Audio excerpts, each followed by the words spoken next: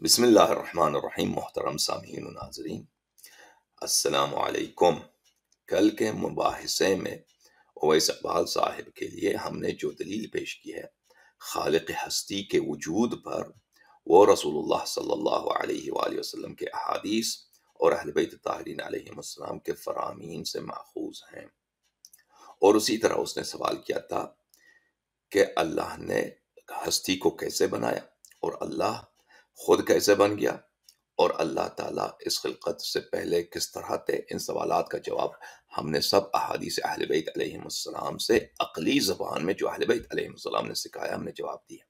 اب میرا چیلنج ہے سب ایتھیسٹ سے، سب ملحدین سے، کہ آپس میں میٹنگ رکھیں، ریسرچ کریں، فکر کریں، ان میں سے ہمارے جو دلائل ہیں، ہمارے جو جوابات ہیں، ایک کے لیے بھی رد تلاش کر سکیں تو بسم اللہ تشریف لائیں۔ ہمارے آئندہ جو اس موضوع پہ پروگرام ہوں گے اس میں اپنے رد پیش کریں۔ اگر وہ ہم اپنا رد پیش کر سکیں اور ہمیں لاجواب کر دیں تو ہم چینل بھی ان کے حوالے کر دیں گے اور اپنے بینک اکاؤنٹس بھی ان کے نام پہ کر دیں گے انشاءاللہ تبارک و تعالی۔ Thank you so much every one, may Allah bless you all۔ خدا حافظ۔